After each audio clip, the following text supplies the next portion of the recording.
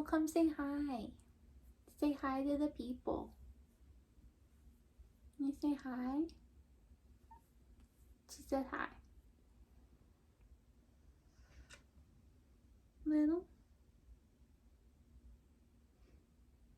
I didn't expect this to be a long-term thing, but she's kind of down. Hello and welcome to my August wrap-up. I read 16 books in August. Not really sure how that happened, especially considering that I moved and also dog sat for basically the entire month of August, so like things still got read. Lots of audiobooks, lots of ebooks. Fewer than half of these were physical books for my TBR, which is an odd statistic for me, but we'll go with it. So, getting down to what I have to talk about, because there's a lot and I don't want this video to be 4 hours long. The first book that I read in August was The Girls at 17 Swan Street by Yara. Zgheib. This is a contemporary adult novel about a woman who's moved from France to America with her husband. She's in her 20s. She used to be a dancer and then had to stop dancing due to an injury and wound up working as a grocery store cashier in America, which was not the life she'd really imagined for herself. And she has anorexia, and through the book you kind of get glimpses of her past, what her life was like, how her anorexia kind of began and took root and started getting worse, and then you see her current life, which is in a treatment facility, trying to get better, trying to like combat it and learn how to eat properly and save her marriage with her husband. And it's just a really, really beautifully stunning book. I adored this so much. I loved the writing style. I thought it was written so beautifully. Like, it's very lyrical, but in a way that flows really well, that makes sense. It jumps between past and present a lot, but like at no point did I ever feel confused by it. It flowed very naturally within the story, and it was just like so well crafted, just like an amazingly well done book. I loved her character. I loved her relationship with her husband. I loved the information you got about her past. I loved her relationships with the fellow patients that were in the treatment facility. And I loved how you could see her combating her eating disorder, and you could see the work that she was putting in and the struggles that she was going through and how hard it was for her. Like, everything was just so well done. Like, whenever I talk about 5 stars, it's just like, this was great and that was great and it was all great, and it's like, that's because like everything was great. It was 5 stars. I would highly recommend. It's very triggering. Like, it is like about an eating disorder and you do get a lot of details, but it felt well done, whereas I've read other eating disorder books that haven't felt well done, that feel like they've kind of like the purpose has been to be triggering, whereas this did not give that vibe at all. It was like, I think if you're looking for a book on an eating disorder, if you want to like learn more about it, if you want to relate to something, I think this is a fantastic place to go, a fantastic novel to try. The one thing that really did bug me a bit about this book was the emphasis that was placed on her husband and her recovery, both by herself and her therapist, as well as the other patients. A lot of people were like, oh, like, you're so lucky, like, you have a reason to get better. Like, you have your husband who loves you, who, like, is completely in love with you, and you have this reason to get better that most of us don't. And that was kind of taken at face value and never, like, unpacked as to, like, why that's a very unhealthy sentiment. It was kind of just, like, the narrative of the book kind of accepted that as, like, oh, yes, this is a wonderful thing because she has her husband as her reason to get better. And it's like, I understand that sentiment is something to latch onto when you're sick to like help you make the steps, but I didn't like how much like towards the end, especially like the therapist kept pushing that, and like the main character was like, yes, this is the reason. There was no like kind of criticism of that concept, which I struggled with a little bit, but I still just adored this. I thought this was absolutely wonderful and truly cannot recommend this enough. Then I read All the Ugly and Wonderful Things by Bryn Greenwood. This is another adult contemporary. It centers around the main character, who is a young girl. It starts when she's 5 and kind of like follows her through her early adulthood in her 20s. You get perspectives from different characters who are like seeing different situations on her life and as she's growing up.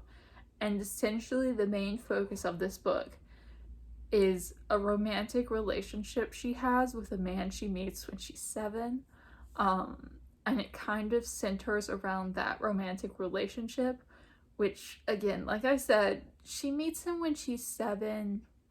It gets romantic and sexual when she's about 12, and he's in his mid-20s, so it's really gross and vile, and not a book that I would recommend to everyone because it is very graphic, but I gave this 4 stars. I thought it was really, really well written. Like, the writing in this was beautiful. It flowed so well and so nicely, and like it just worked. Like, I don't normally like books that like cut from points of view a lot, like, and I don't mean between like all the main characters, but like you get a point of view from like literally anyone can be a point of view character. Like, it starts with her young cousin who's like a similar age as her. You get her point of view, you get the man's point of view, you get like random teachers' points of view and like random shop clerks, and like you get a wide variety, but it feels like it all works together really well to tell the story, and it's just like really well constructed and like just beautifully done. It was fantastic. The relationship was really hard to read. Like, it is so vile and disgusting because, like, you know, she's a child, a young child, and he's fully grown, like, adult man, and it's just like, it is romantic and it is sexual and it is like awful and like disgusting to read and like made me sick to my stomach, but at the same time, like, it never felt like the book was condoning it. It kind of felt like it was just trying to capture this situation, and like they're not saying it's a good situation, they're just trying to capture that situation. It feels real. Like, it feels negative and positive and neutral at times, but everything about this book really felt real, which made it hit home so hard. I loved all the characters. I loved how fully developed they were and how like dynamic the story was and how everything just like worked. Like, there were so many things about this book that I felt like I wasn't going to like as they were happening, but everything just worked together so well. Like, it covers such a wide span of time. Like, it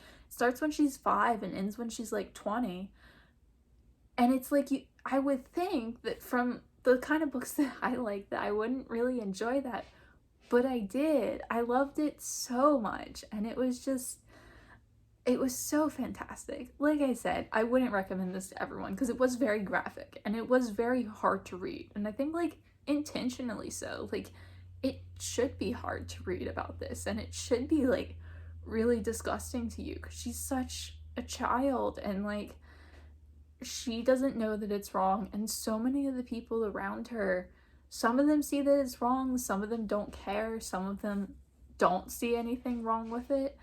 And it's like, even at times as a reader, like, there are points where you almost forget because her life is so full of abuse and so full of negativity that it's like she deserves this like one positive thing, but then it's like, oh no, like this isn't actually a positive thing, this is also like really unhealthy and awful and like should not be happening. But like it does a really good job of playing with your emotions, and I just adored this. I do want to look up more by Greenwood because I do think like it was just so well done that I just really want to read more from her. And then I listened to an audiobook, Talking as Fast as I Can by Lauren Graham. This was a reread. I picked up the physical copy of this book a few years back, and I did read it during my like 2-year booktube hiatus. Thank you, Swann. I read the physical copy, so I didn't love it when I read it then and decided to re-listen to the audiobook, because when you have like books by actors, sometimes listening to the audiobook is a much different experience because like that's kind of the intended format, you know, like it's just different and better. So I decided to listen to that. This is the memoir of her life. It's a lot about Gilmore Girls. Like, she does kind of like begin with Gilmore Girls and end with Gilmore Girls and like talks a lot about Gilmore Girls, but it's also about like her life in general. She talks about being on Parenthood, she talks about growing up, she talks about going to school and getting into acting, and like her life after Gilmore Girls, and like she talks about, it's a memoir, it's, you know, pretty much her whole life. I liked Gilmore Girls at the time. Thank you, Swann. She's a wild child. I liked Gilmore Girls a lot at the time. As I've gotten older, it's kind of worn its welcome a little bit. Like, I see a lot more flaws in it now, but I still have that nostalgic feeling towards it. I still really like Lauren Graham. I love Parenthood. It's one of my favorite shows. And I was really stoked for this book, but I wound up giving it 3 stars, and I just don't love it. Like, I kept thinking I would like it better if I listened to the audiobook, and I didn't. I just, like, the main feeling I kind of felt towards this was annoyance. I found it kind of annoying. I found her kind of annoying. I didn't really like the way she was telling a lot of the stories. I didn't like the way she wrote it. It's very much like breaking the fourth wall in your face. Like, she's telling a story and then she'll be like, ha ha, I'm so quirky and weird, yay. And it's like weird. I didn't love it. Like, I get what she was trying to do, but I think she was like trying too hard, if that's a thing. I don't know.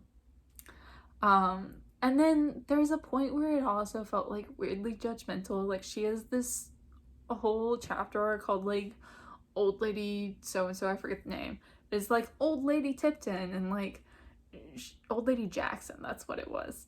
And she talks about like, oh, she pretends that like she references this old lady whenever she like criticizes people so she doesn't seem like old and out of touch.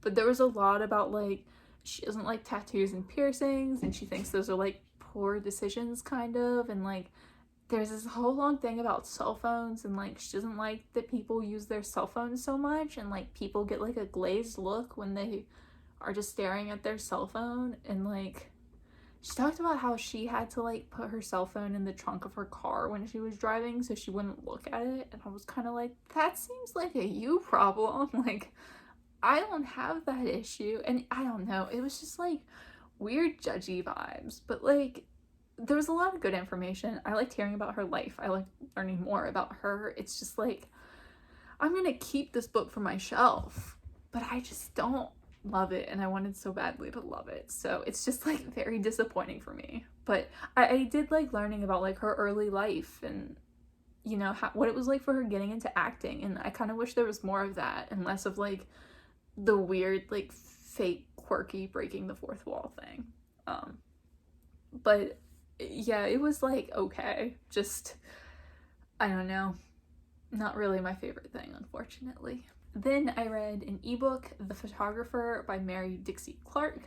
This is an adult thriller about a woman who is a photographer professionally, and she shoots a lot of photo shoots for children, and like rich children, like their birthday parties. Like, she gets hired by these very wealthy families, and like she talks a lot about like how fake it is, and she does like editing, and like that the people are trying to like have this image of their children that doesn't exist. And then she meets this one wealthy family when she's hired to do a photo shoot for their child, and she kind of becomes obsessed with them and starts ingratiating herself into their lives. And then it's just like creepy weird vibes, you know, like typical thriller.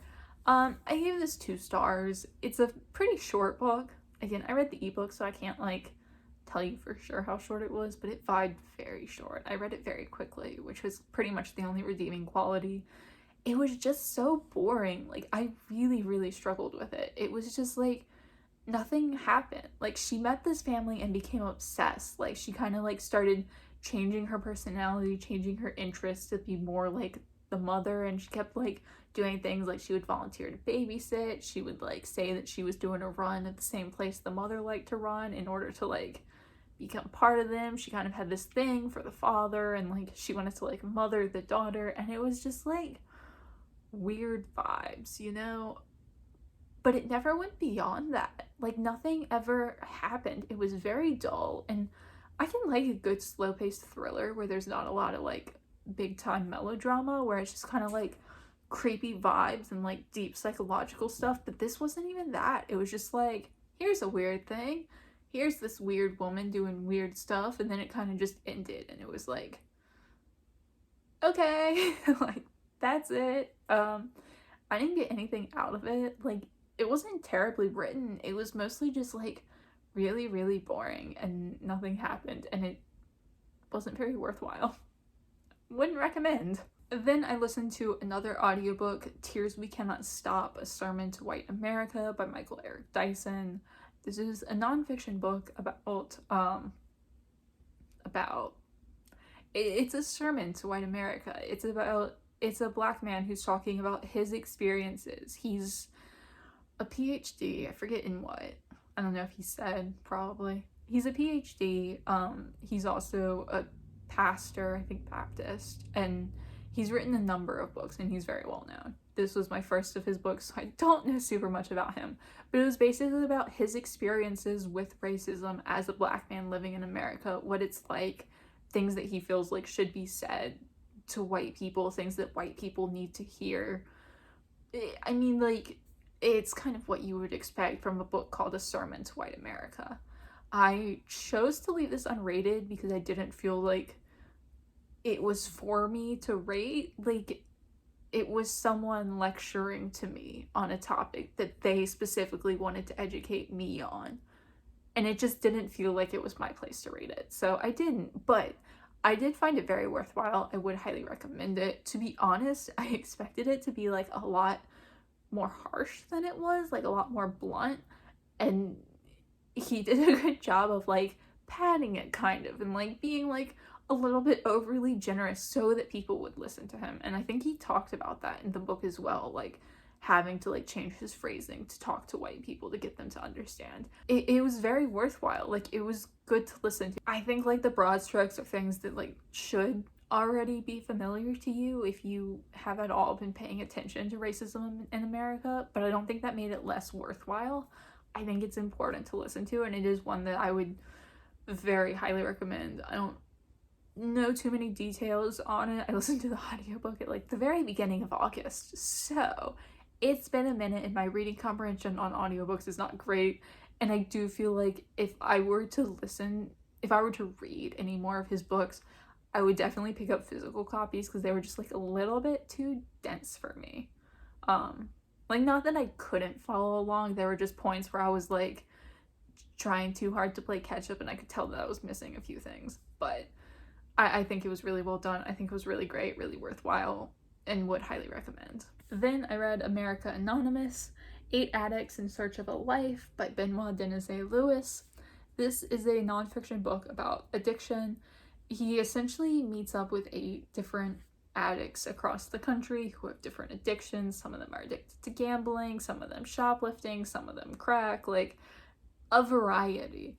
And he supposedly follows them and like tells you about their lives. I apparently gave this 3 stars. I don't remember being quite so generous to this book, but that is what I rated this, 3 stars. My main issue with this was that it wasn't so much about following the addicts in their lives. First of all, there are 8 of them, 9 if you include the author, which I would because he talks a lot about himself and his own addiction to sex. And it's not a particularly long book.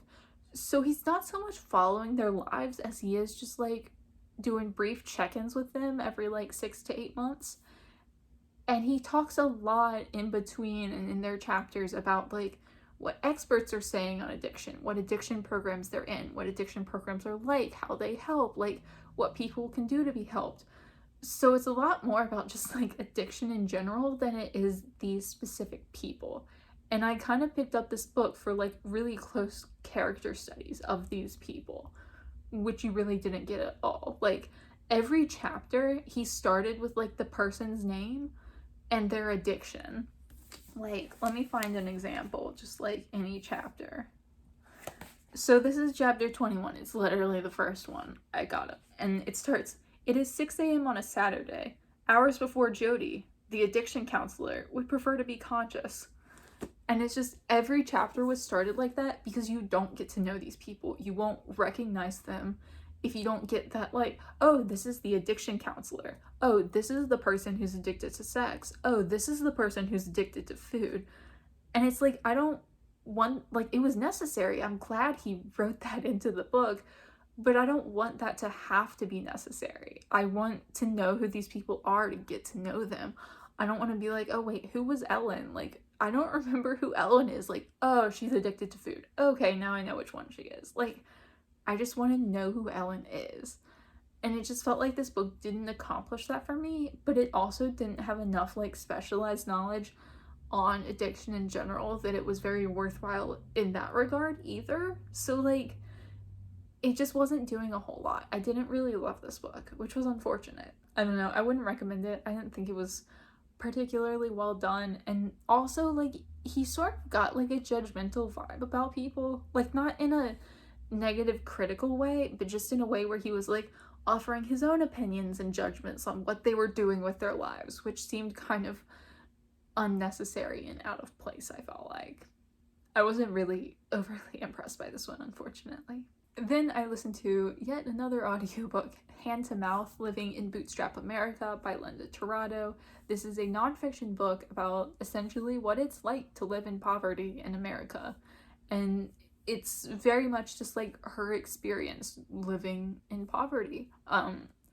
It's a very like ranty book, so if you're looking for a lot of like factual information, you're not going to get that here. It's just like her experiences, what it's like to work these very like low paying jobs, like how awful these jobs are and how easy it is to lose them, and how like it's so hard to find full-time employment because like it's a luck thing, and like I don't know how hard it is to find childcare and transportation, and how you do these things that cost more money because you're poor and don't have the money. I gave this 4 stars. I didn't get super much out of this just because like I do work retail, like that's my job, so like a lot of the things she was talking about are just things I do every day. Like when I go shopping with a calculator, you know, like grocery shopping. Not so much anymore, like I'm doing better than I was, but like that is just like a thing that's like ingrained in me. Having worked retail, having like very similar experiences to her, although again, like I said, doing much better now. But it is just like nice to be validated in that way. I would recommend this book to people who don't have those experiences, who maybe didn't work any like service industry jobs after they were like teenagers living with their parents for extra money. Like as an adult working these jobs, trying to like pay rent while working like retail or fast food or restaurants or whatever. I think it's like worthwhile because it does just like give you an idea, like a brief idea of like what it's like and the kind of things you go through. But for me, I didn't so much learn anything as it was just like preach, sister. Like it was very much just like it was nice to be validated, but it is one that I would recommend. Then I read The Morning After by Lisa Jackson, which is the second book in what Goodreads calls the Savannah series. The first one was The Night Before, which I read like 2 years ago or something like that. This is a supposedly romantic suspense. It's more closer to a thriller about a woman who is a journalist, and a cop who is doing copy things. And there is a serial killer on the loose that they call the Gravedigger, and he essentially kills people by burying them alive with a corpse. So every time they dig up a body, there's like a month-old corpse and a person who's been dead for like 2 days after being buried with the corpse. It's grisly. I gave this 2 stars. I love The Night Before. I think I also gave The Night Before 2 stars because that was bad, but The Night Before was a wild roller coaster of a book. If you like books that are so bad they're good, 10 out of 10. Could not recommend anything more than The Night Before. It was such a wild ride. So much happened. It was so unrealistic and absurd, and like it was borderline a fantasy novel. It was hilarious and amazing, and like one of the best reading experiences I've had. Like just fantastic. So I was super down to read more Lisa Jackson because of that. And this book was not that. This book was kind of just, you know, it was a standard thriller. Like it wasn't over the top. It wasn't really dramatic. It wasn't really much of anything. It was just kind of a standard thriller. Like, and it wasn't even romantic suspense. Like, I swear, you could cut out all of the romance in this book and you would probably only lose about 8 pages. There was basically nothing there. I didn't really care too much about that, but it's like, because I don't read a lot of like romance novels, so like I actually didn't realize these were romance novels when I first picked them up, but it was like they're supposed to be. And I feel like for a romantic suspense novel, it shouldn't be so easy to get rid of the romance. Like, if I was specifically looking for romantic suspense and read this, I would be very disappointed. But I don't really like Lisa Jackson's writing style. I don't think her characters are fully developed. They always feel like super fake and forced and not real, which was fine for The Night Before because so much wild stuff happened in that book. Like, I can't even begin to describe it. And I was expecting that here and got nothing. So like all you have is the story and the writing and the characters, and I don't think Lisa Jackson really did a great job at any of those. Like, it was fine. I thought about giving it 3 stars, but like, it was kind of like a little bit mediocre and bad for 3 stars, like just a smidge. But I'm gonna read more of her books, and I kind of hope they're more like The Night Before, because that was like a worthwhile read for me, if not a good one. Whereas this was kind of just like more nothing than anything. How does it feel to know that we are only halfway through this video? I am already 30 minutes into my filming time, and I am tired and my throat hurts. I then read Heirs of Power by Kay MacLeod, which is book 1 of the Constellation saga. Kay MacLeod is the sister of Cass from Cats and Camera, which is how I heard about these books and why I picked them up.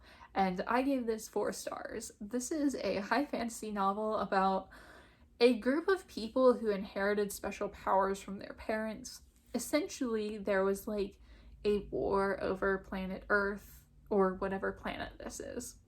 It's high fantasy, so maybe not Earth. But like, there was a war over this world. The humans were on one side of the war with like this kind of like supernatural element type creature who I didn't fully understand, but that's fine. It's not really important. And then like the bad magical creatures. Poorly explained. But essentially the good magical creatures gave the humans, a few humans, some magical powers in order to fight the bad creatures. What are they called? I should use their name. The Tenebri. The Tenebri are like the bad, evil ones, and the Constellations are the main characters who have the magical powers. And essentially they fought their parents fought the war and won. And now it's time to basically fight the war again as the second generation, which is a terrible explanation, but I swear it's a lot more interesting and well done than that in the book.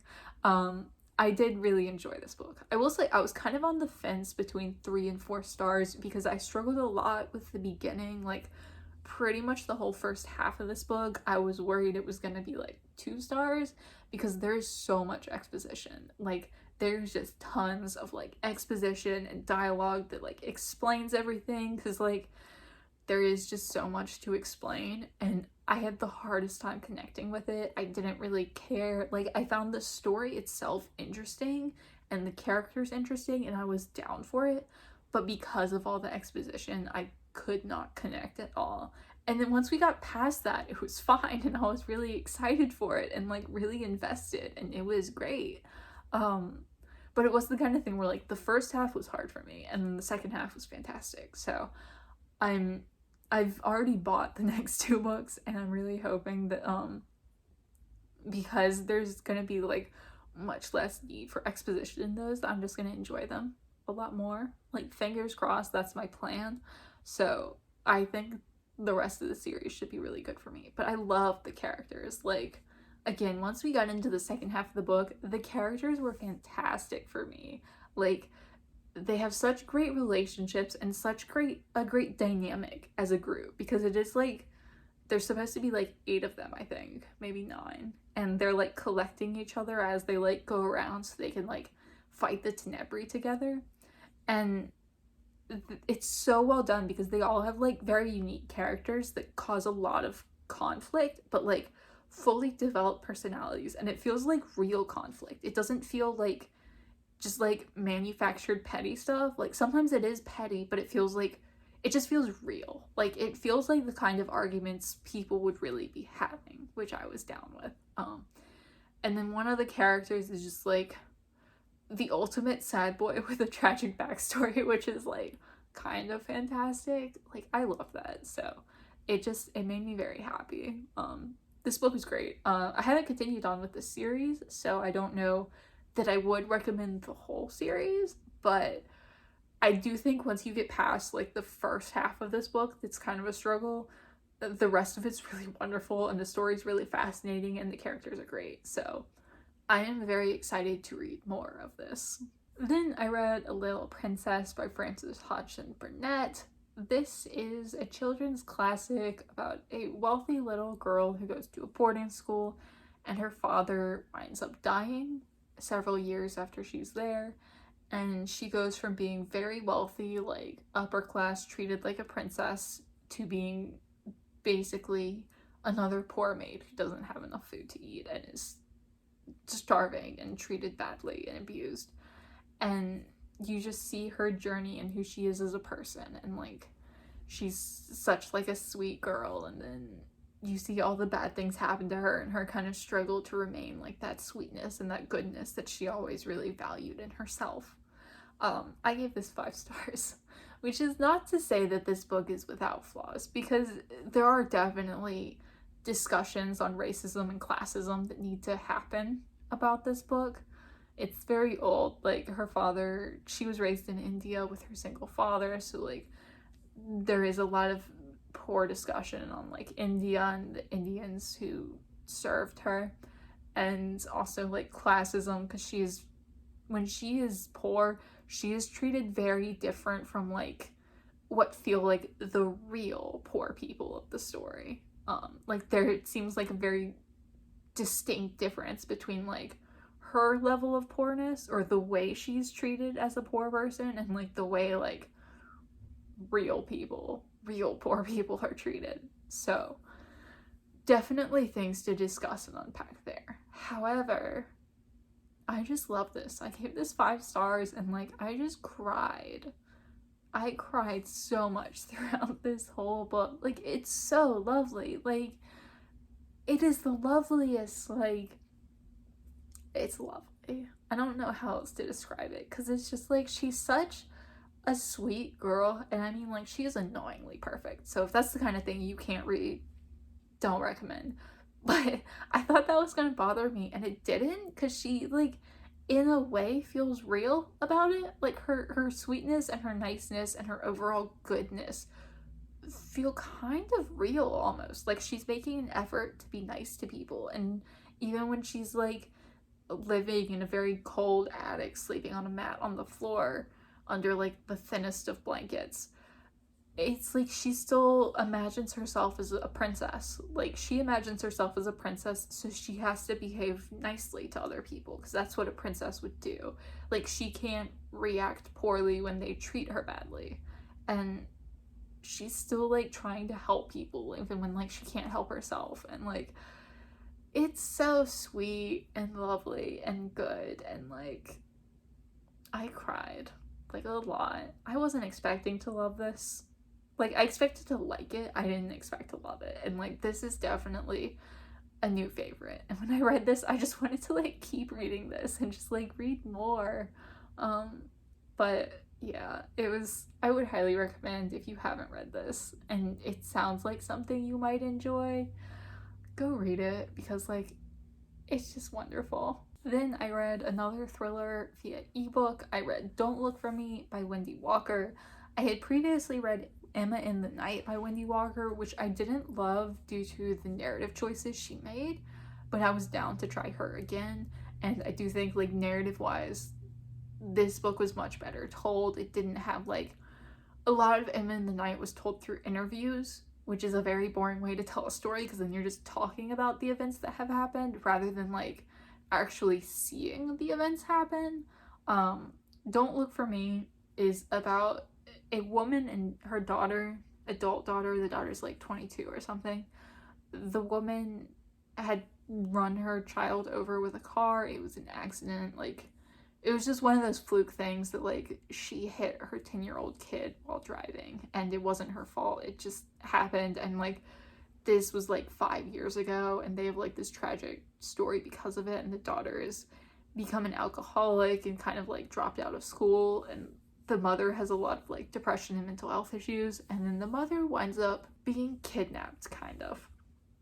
And the daughter is looking for her, even though the mother left a note that was like, I'm leaving because of the tragedy, don't look for me.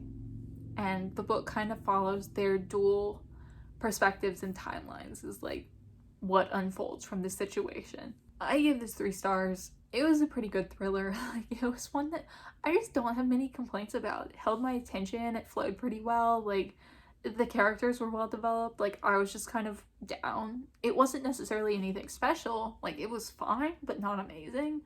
So I was just kind of down. I think the main plot reveal that happened was done in kind of like an obvious and rather silly way, and the characters didn't catch on for a good minute, even though it was like abundantly clear what the issue was.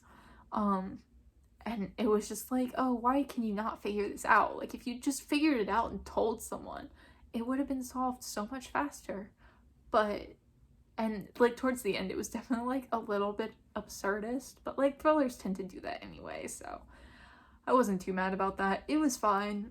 If you're looking for a thriller, if you like thrillers, if you want like a mother-daughter type story, or you like, I went for it because it was like a missing persons thing, but it wasn't like super into the missing persons thing, so I was a little bit disappointed by that, but it just wasn't what the book was. It was solid. I would recommend it if it sounds like you would like it, because it was a solid, good book. Then I read Snow Crash by Neal Stephenson, which I don't particularly wish to talk about. This was the 7th and final book I read from my August TBR. The fact that I got through 7 of 8, very impressive to me, especially considering I moved. Do I regret getting through this book? Kind of. Do I regret not DNFing it? Maybe. I thought about DNFing this, like, every point of the way through the book. I was, like, 80 pages from the end, and, like, should I DNF it? Is it bad to DNF something when you only have, like, 80 pages left and you're almost done? And I was like, just finish it. Just get it done. And, like, it got worse.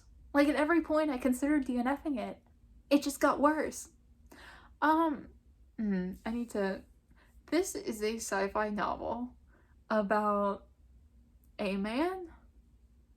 His name is hero protagonist. And this teenage girl who is a courier who, like, she delivers things from point A to point B on her sci-fi skateboard, I think. And basically there's an alternate reality, and then L. Ron Hubbard, or whoever the L. Ron Hubbard insert was in this book, is releasing what is essentially a computer virus into the minds of programmers. It's essentially, because they understand binary code, you can make them crash like a computer, is the premise here. And L. Ron Hubbard, or whatever his name is, it was L something. He was clearly meant to be L. Ron Hubbard. Has this, like, cult of people who follow him because they're super into his, like, religion thing that he invented. Again, he was L. Ron Hubbard. And then basically hero protagonist, as he is the hero protagonist, has to save the day. And the girl delivers things. That's pretty much what I got from this. I give this 1 star. Nothing in this book made sense. Nothing was well written. It was borderline incomprehensible. Things would just get described to death. Like, this book started with him delivering a pizza, and it was 15 pages of description of him delivering the pizza. Like, why? Why?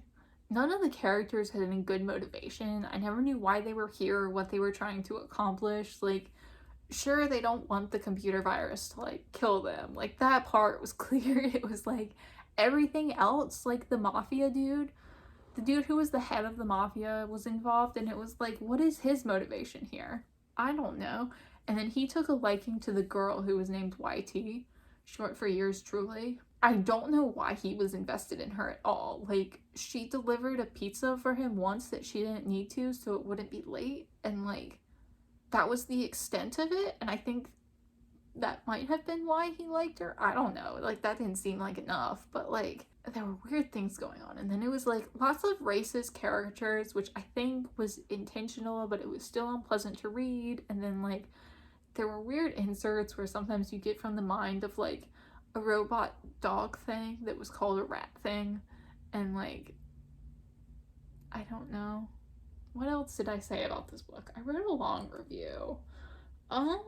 There was a bad guy in this book. That's essentially like the rest of it. His motivation was that he wanted revenge. It was the entirety of his motivation. It didn't really go deeper than that. And then also he had a thing for the girl, which was super weird and creepy because she was 15 and he was like in his 20s, I believe. I don't know if they ever like specifically mentioned his age, but he was definitely coded as an adult. I think he was supposed to be like a similar age to the hero protagonist, who was in his early 20s. So that was super weird and creepy. And then there was this whole like sex scene that just seemed like an author insert fantasy. It was super creepy, and like, why are you inserting your child rape fantasy into this book that has nothing to do with that? And like, was it supposed to be romantic? Didn't seem like it, but also it was kind of written like it was supposed to be, and then we never like went back to that, and then things happened, and I was just like, I should have DNF'd this. And then like, we got to a point where there was like 20 straight pages of dialogue. Like, dialogue tags, that was it, just explaining the entire book and everything that had happened. And I just, I should have DNF'd this. I don't understand what anyone would get out of it. The only kind of positive thing I can say is that, like, if you're super into, like, techie sci-fi stuff, the virtual reality world was written, like, kind of interestingly. Like, it was, like, in a detailed, like, kind of realistic seeming way. Whereas, like, in Ready Player One, the virtual reality was just, like, a simplistic concept of what a virtual reality was. Like, it was kind of written in a way that I, someone who knows nothing about technology, could also write a virtual reality in that way.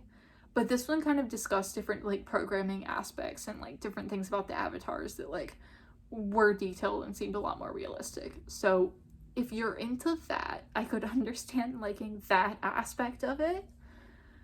At that point, just read a nonfiction book about virtual realities, I think. I don't know. This was so much garbage. Just like, so much garbage. I hated this. This might be the worst thing I've read this year, or like in several years. Wouldn't recommend. Don't understand why people like it. I'm glad it's over. I have another one of his books on my shelf that I think I'm just gonna unhaul without reading, which I hate doing, but like, I just can't make myself sit down to another one of his books. I can't do it. This was so awful. Then I listened to an audiobook, Stiff, The Curious Life of Human Cadavers by Mary Roach. This is a nonfiction book about basically what happens to human cadavers who've been donated to science.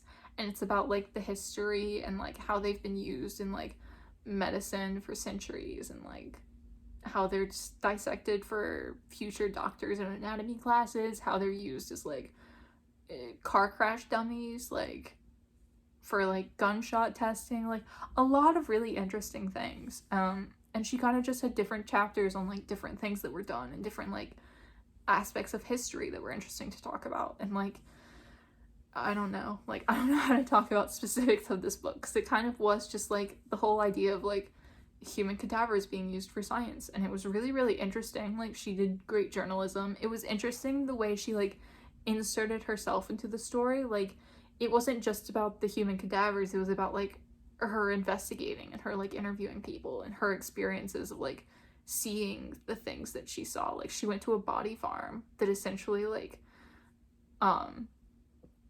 puts humans in different human bodies in like different situations and watches them decay for like forensic purposes, and like how horrifying that was for her, and like how like she struggled with it, like the smells and just like whatever. And it was really, really interesting, and also like funny at times, and just like really informative. was a little bit like grisly. So if you have a sensitive stomach, perhaps not your thing, but I did find it really interesting and I really enjoyed it. I gave it 4 stars. I think my description of it kind of delved into my review of it there. It was 4 stars. It was really great, really informative, funny at points. I think she's a good writer. Like, this is the kind of audiobook that I really like listening to, because it's like really interesting, really compelling, not at all difficult to follow. It was just like kind of a great book. Like, I highly recommend. Then I read Invisible Girl by Lisa Jewell, which I gave 4 stars. This is a adult thriller about 3 people. 3 people are the main characters of this. A 15-year-old girl, or her age was something like that, a teenage girl who goes missing, an incel type dude who's just like accused of her abduction, and then the wife of her former therapist, the teenage girl's former therapist, and basically tells the story of the 3 of them, like what happened to cause her to go missing, like why the dude is kind of an incel type dude, and like who he is as a person, and also like what the mother-wife character is going through, and like her family story. I gave this 4 stars. I enjoyed this. I think Lisa Jewell has like a really compelling writing style. It's really engaging. It flows really well. I read The Family Upstairs and did not love it. I didn't like the story. It was a little bit too like much for me. It was a little bit over the top, and I like my thrillers more down to earth. And this one was definitely like story-wise more my thing. I don't think it was any better or worse than The Family Upstairs. I think it was just definitely like more my thing, so I enjoyed it a lot more. It did fall into the trap that some books do when they have multiple point of view characters, where I didn't like all of the points of view. Like, they were all fine, they were all well done, but there was one that I just like wasn't interested in. Like, I just found it less interesting than the other 2. So every time we cut back to it, it was like a hit of disappointment, which is kind of unpleasant when you're reading. Like, it was a fine character, it was written well. It was just that, like, personally, I was disappointed every time we went back to her. So, like, that was kind of a negative thing about the book. And the ending was a little bit weird. It was kind of like an overall moral ending, you know? Like, it was like trying to teach a lesson a little bit, and I was less interested in that. That's not why I read thrillers. I would rather things end badly than end with a lesson. Like, things can end well or they can end badly. Like, I don't care. But I just don't want my thrillers to end with a lesson. And it did get like a little bit preachy at the end. And like, I didn't disagree with what she was preaching about. You know, like, I was like down for that in theory, but then was like, I didn't think it was particularly well done. The ending was just kind of a letdown. And I mean, like, of the book, not like the conclusion of like the thriller mystery element. That was fine. But it flowed really well. Like, it was an interesting book. It held my attention. I always wanted to like read more and find out what was happening, and like the writing flowed really well, so would definitely recommend. I understand why Lisa Jewell is as popular as she is. If you like thrillers, I would definitely recommend giving her a go, and I think this book was a solid one. And then I read Confess to Me by Sharon Doring. This is another thriller that I read via ebook. I found that reading thrillers via ebook was a good way to get through books at work, so I did a lot of that last month. I finished this book yesterday, and I can tell you basically nothing about it. Essentially, this woman goes back to her childhood town where her husband also lived, and his mother's dying of cancer, so like they have to go back. And she decides to figure out some family secrets because her mother has recently died, and like most of her siblings have died, and she finds out that her mother was suspected of a murder that happened in the town, and she was like, what? Why? Like, this is the first time hearing of this. And she was kind of estranged from her family, so like she goes into like investigating her family secrets, and also like her current family life with her husband and daughter and stepson. And I gave it 3 stars. It was fine. Like, it was one of those thrillers that like, it was interesting to read, and I was always enjoying it when I was reading it, but it was just gone. Like, as soon as I stopped reading it, gone from my head. Like, I finished this yesterday, and I can barely tell you a single thing about it. Like, I did think it was a little bit too much. Like, there were too many characters, too many, like, plot threads, like, just too much going on that, like, at a point I had trouble, like, following what was supposed to be important. You know, because it's just, like, there's so much that it's, like, some things are unimportant, some things are important, and it's just, like, when there's so much, you have trouble, like, keeping up with the things that do matter in the book, and it just kind of needed to be, like, less. And I don't know. It was fine. That's pretty much all I got. Like, I wouldn't go out of my way to recommend this. Like, there was some bit about, like, Satanism and exorcisms that was, like, kind of weird, and then it kind of backpedaled from the weirdness, so that wasn't, like, super negative, but it was still, like, kind of weird, and, like, I don't know. The book was fine, but it was also kind of nothing. And then I listened to Nickel and Dimed on Not Getting By in America by Barbara Ehrenreich. This was a nonfiction book that I listened to via audiobook about a journalist who, in, like, late 90s, early 2000s, decided she wanted to see what it was like to live as a low-wage worker in America, and if you, like, could function as a low-wage worker and get by on, like, essentially minimum wage. So she kind of went undercover, like, basically said she'd been out of the workforce and now needed a job, and, like, in 3 different cities got, like, low-wage jobs as a retail associate, a housekeeper, and a waitress, and decided to see if she could live on those incomes. And, like, this was her story of, like, she did, like, a month in each place, and basically this was her story of, like, what housing was like, what the jobs were like, what the process of getting the jobs and getting housing was like, and, like, getting second jobs and all of that. So I gave this book 2 stars. It frustrated me so much because I was, like, down for the concept of, like, someone who doesn't know what it's like making themselves experience it. And first of all, I didn't like the way she structured it because she gave herself a month at each place, at each job, at each city to, like, do everything and to see if she could, like, make enough money for the next month. But she didn't give herself the full month, because the month that she gave herself included finding an apartment and finding a job. So in general, she never worked for more than, like, 3 weeks at any place, which felt like she was kind of, like, cheating out of the experiment a little bit. And, like, I understand that, like, finding a place to live is part of it, and, like, in theory, I like that, but I think I would have kind of preferred if she had given herself, like, a full month to work and seeing what getting through that full month was like, because, like, 3 weeks at a job is, like, you've barely started the job. Like, I don't know, like, it just didn't seem like she really gave herself the time that this kind of really required.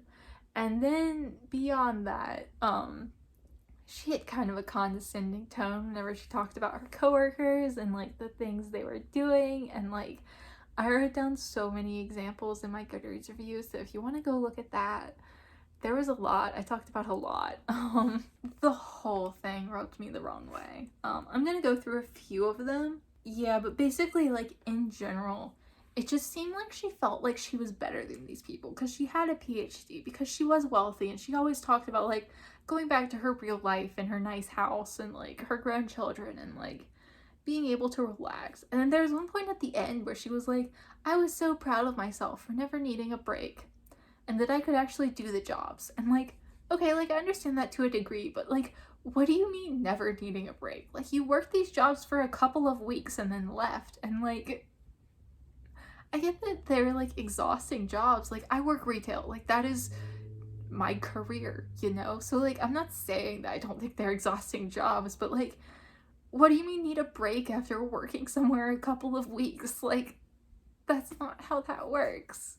I don't know. Like, I just didn't like that she was giving herself kudos for that. Like, that was something special. And then, like, just going through, like, one thing that really upset me was that, like, once she started yelling about, like, this employment test they had to take and how it was so easy and anyone could pass it and, like, blah blah blah, and, like, it upset, like, one of her coworkers who was technically her supervisor, and, like, the coworker kind of stopped talking to her, and, like, Ehrenreich did, like, at a point she was like, that was, like, I shouldn't have lost my temper, but, like, she just kept going on and on about, like, how stupid the test was and how easy it was and literally anyone could pass it. And, like, as someone who works retail in like a large environment, I work in a very large grocery store. I have so many coworkers who literally would not be able to pass that test without help. And I think it was like a basic like personality employment test that like a lot of retailers and like low level jobs do. Like, I have so many coworkers who would not be able to take that test and pass it without help, like for a variety of reasons, but like just like they wouldn't be able to.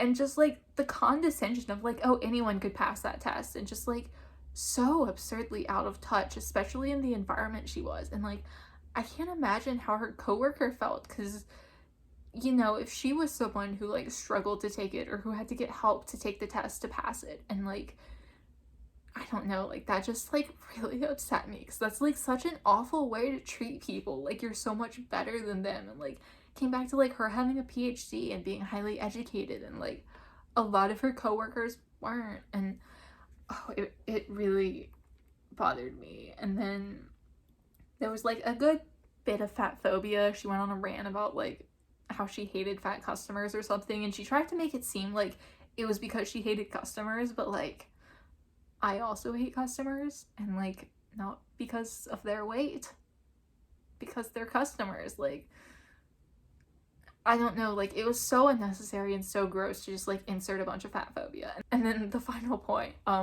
she worked for Walmart in the third place, making like $7 an hour. This book was like 20 years old, so a little bit out of date, but like, basic premise still stands.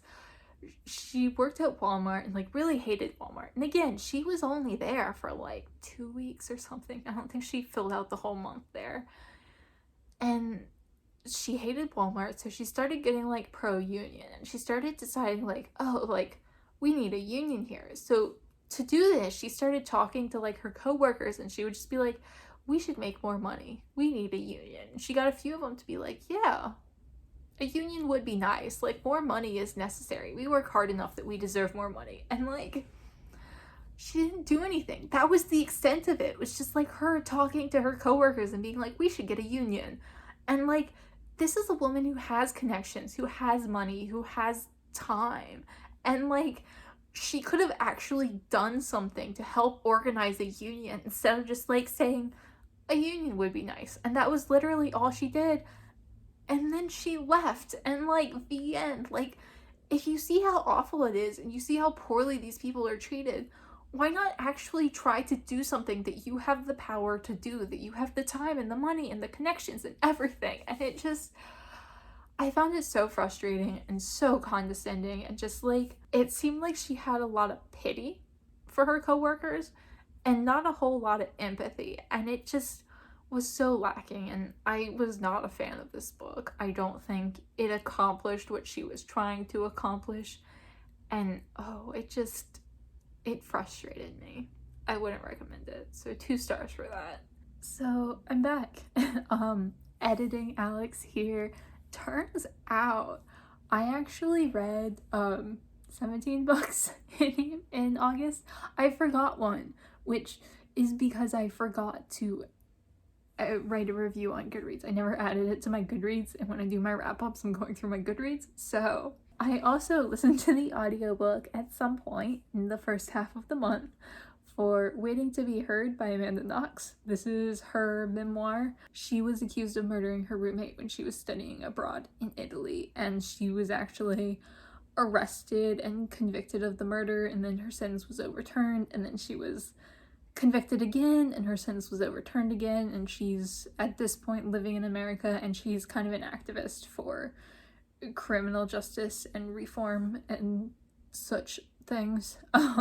This is just her memoir, and it was written shortly after her first conviction was overturned. I gave this 3 stars, and to be perfectly honest, I hadn't known it was written so long ago. I kind of thought it was a more recent book, because this was like, I want to say like 15 years ago now. I thought this was more recent because she had been in the news recently, and I just happened across this, so like, my brain made some wrong assumptions there. So it didn't really have the perspective that I was looking for in it.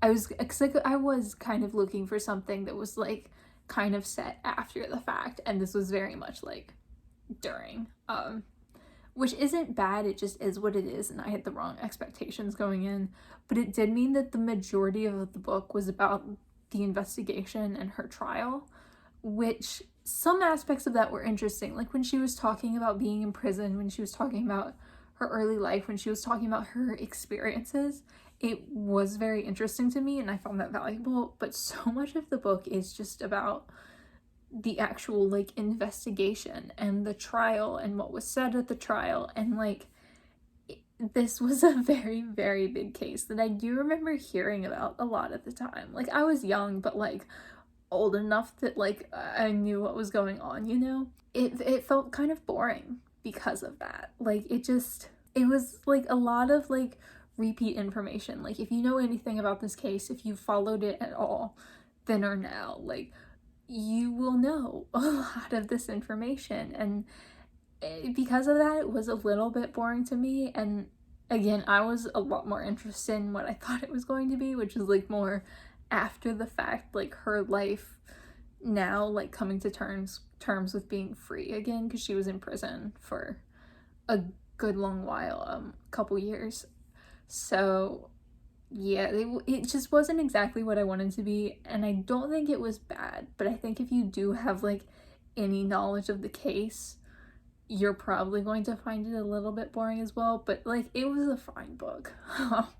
It's one of those things where like there's nothing like wrong with it, it just wasn't for me. But I think if you're someone who just like doesn't know very much, you would find it very, very fascinating. So take that with what you will. And back to, and that was all 16 books that I read in August, whatever month that just was. It's September 1st right now, so I'm actually like filming this on time. Thank you so much for watching this very, very long video. I spent more than an hour filming this. Hopefully I'll get it edited down to significantly less than that. Let me know down below if you've read any of these books, what you thought of them if you have any recommendations for me based on the books this month. I always love getting recommendations, especially any thriller recommendations, because I am reading a lot more thrillers at work, so would very much appreciate thriller recommendations down below. Or audiobook recommendations, because I've been listening to a lot more, and I really like my nonfiction audiobooks, so recommend me something down below. Thank you so much for watching, and I will see y'all again soon.